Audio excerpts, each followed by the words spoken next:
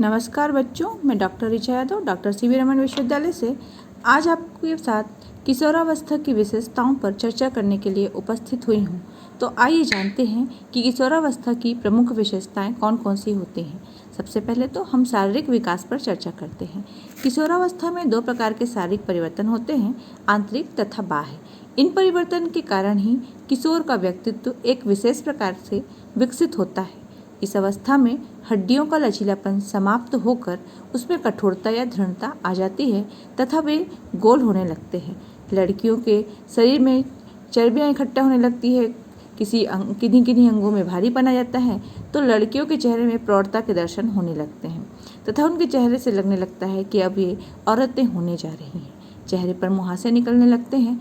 शरीर के विभिन्न अंग जैसे बगल, दाढ़ी आदि पर बाल निकलने लगते हैं।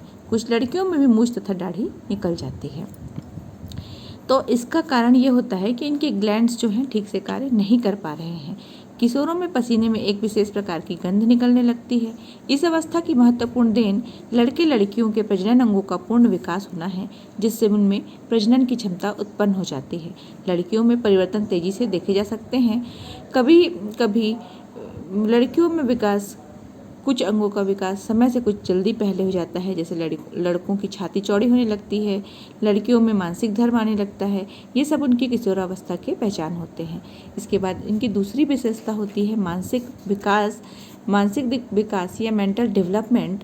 इस अवस्था में चंचलता समाप्त होकर ध्यान केंद्रित करने की क्षमता विकसित होने लगती है तथा स्मरण शक्ति भी बढ़ जाती है। लड़कियों में लड़कों की अपेक्षा रटने की शक्ति अधिक होती है। किशोर कल्पना जगत में अधिक घूमते हैं तथा दिवा सपने के भी शिकार हो जाते हैं। कल्पना का विकास लड़कों में लड़कियों से अधिक होता है।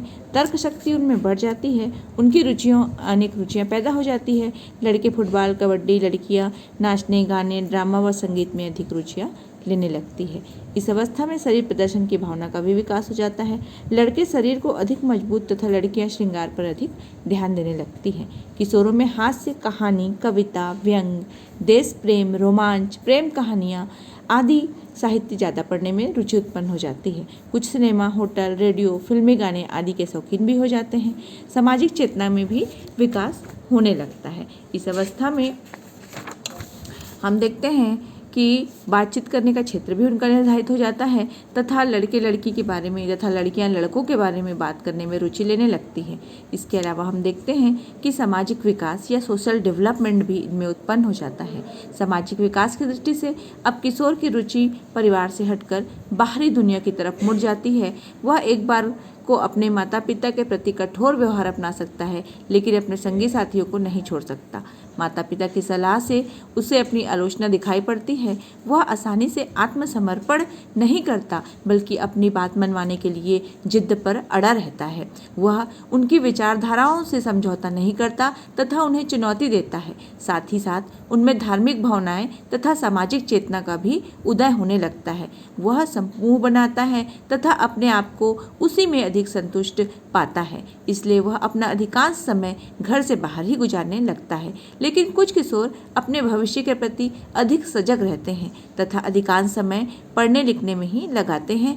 इस अवस्था में किशोर अपने लिए आदर्श को चुनता है, जो अध्यापक, खिलाड़ी, विद्वान या फिल्मी कलाकार कोई भी हो सकता है। उसकी इस भावना को सही दिशा न मिलने पर उसका अस्तित्व खतरे में पड़ सकता है। तो अब जानने के प्रयास करते हैं कि किशोरावस्था की कौन कौन सी समस्याएं होती हैं या प्रॉब्लम ऑफ एडोलसेंस। सबसे पहली समस्या तो उनकी होती है आत्मसम्मान, आत्मस्वीकृति तथा सुरक्षा की समस्या। ये तीनों ही बातें किशोर को अधिक चिंतित रखती है। आत्मसम्मान की दृष्टि से वह घर या समूह में जहाँ कहीं भी रहता है सम्मान चाहता है। इस दृष्टि से वह कक्षा का मॉनिटर, कैप्टन या छात्र संघ का पदाधिकारी बनने की इच्छा रखता है। वह चाहता है कि उसके द्वारा किए गए कार्य की दूसरी सराहना करे, उसके माता पिता, अध्यापक एवं संगी साथियों का स्नेह मिले। जो किशोर अधिक गरीब होता है उनमें असुरक्षा की भावना हर समय सताते रहती है। परिणाम स्वरूप उनमें हीन भावना उत्पन्न हो जाती है। इन आवश्यकताओं की पूर्ति उसके समायोजन को बेहतर बनाती है तथा इसकी पूर्ति न होने पर उसका व्यक्तित्व दोषपूर्ण बन जाता है। दूसरी समस्या होती है स्वतंत्रता की समस्या, प्रॉब्लम ऑफ इंडिपेंडेंस। इस अवस्था में किशोर अपने पैरों पर खड़ा होना चाहता है तथा अपने भविष्य की कल्पनाओं को साकार करना चाहता है।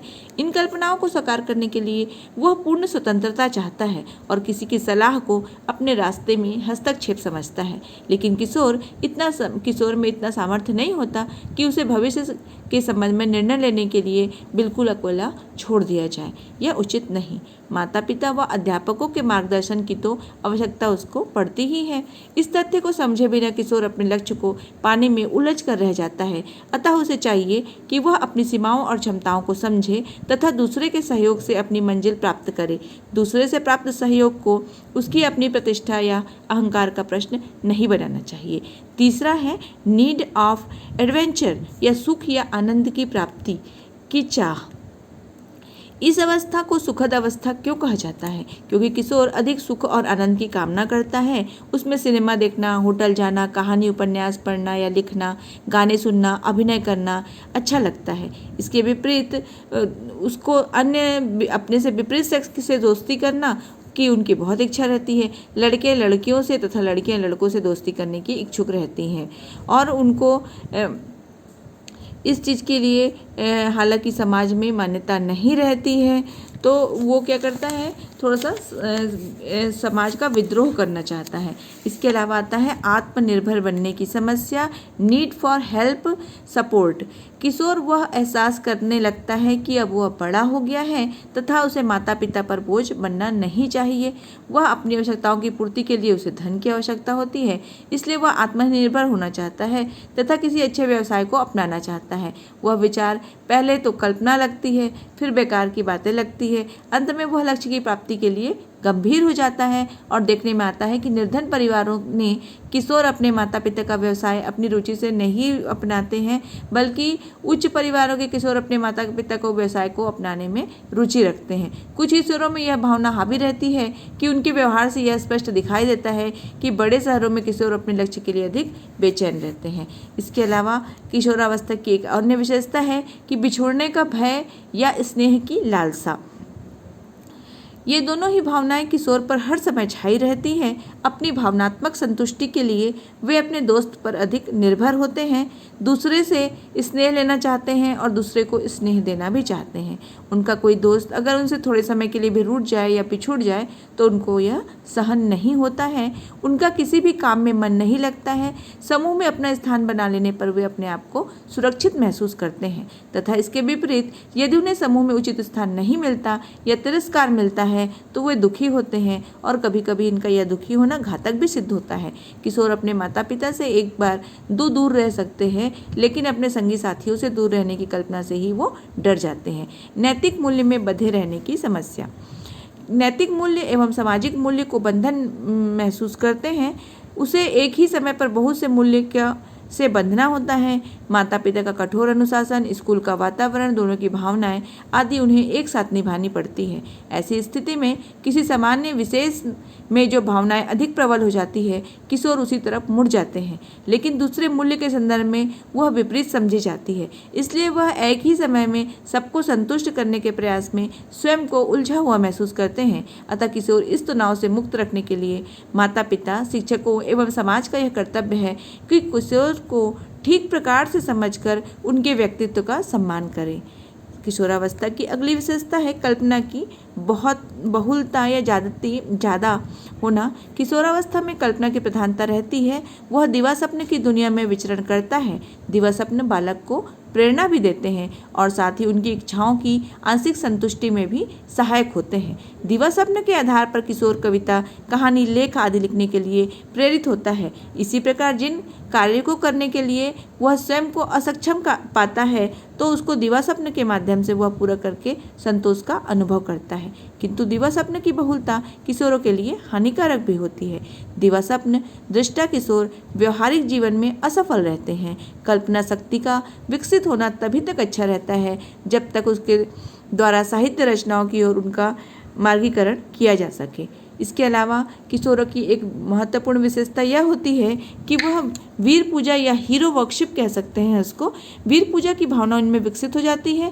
वे अपने आदर्श पुरुष का अनुकरण करना प्रारंभ कर देते हैं, अपने को अपने आदर्श पुरुष के अनुरूप बनाने का प्रयास करने लगते हैं। आदर्श पुरुष के लिए विभिन्न क्षेत्रों से संबंधित हो सकते हैं। सिनेमा का अभिनेता या अभिनेत्री, ऐतिहासिक वीर पुरुष या धार्मिक नेता, राजनीतिक नेता या कोई विद्वान उनके आदर्श पुरुष हो सकते हैं।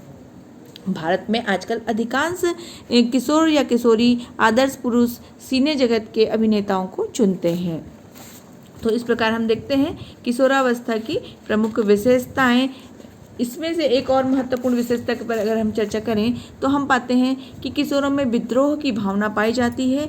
किशोरों में स्वाभिमान की भावना विकास हो जाता है। वह माता पिता या अध्यापक के नियंत्रण को पसंद नहीं करते हैं। जैसे B.N. झा ने लिखा है कि किशोरों में नवीन जीवन दर्शन का प्रादुर्भाव से उनमें आत्मसम्मान की प्रबल वृत्ति दृष्टिगोचर होती है।